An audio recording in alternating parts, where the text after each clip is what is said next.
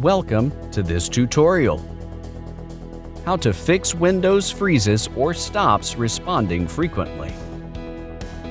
Click on the search bar at the bottom left of your desktop. Type Defragment, and from the search result, click on the Defragment and Optimize Drives. Select the C drive in Optimize Drives Windows and click on the Optimize button. The defragment process will start and will take time to complete.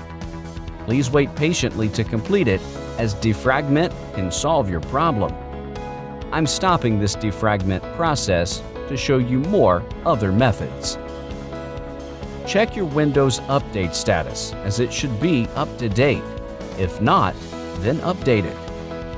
After updating Windows, the problem of freezing and stops responding can be resolved. Close all unused running applications on your desktop. Click on the search bar at the bottom left and type msconfig. Click on the System Configuration from the search result. In the System Configuration window, click on the Startup tab. Click on the Open Task Manager. Select the application that you don't want to start at the time of Windows.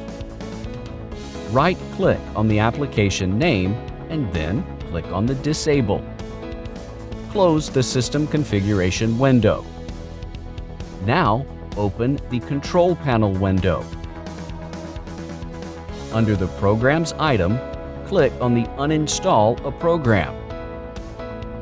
Uninstall an application that is not used for a long time. Open Disk Cleanup and check the boxes from the list and click on the OK button. In the Disk Cleanup confirmation box, click on the Delete Files button to delete the unused files. Sometimes, Restart Windows can help you to resolve your Windows freezing issues. Running a virus scan on a regular basis can fix the issues of Windows freezing or not responding. See, this wasn't hard at all. Thanks for watching. Please subscribe to our channel.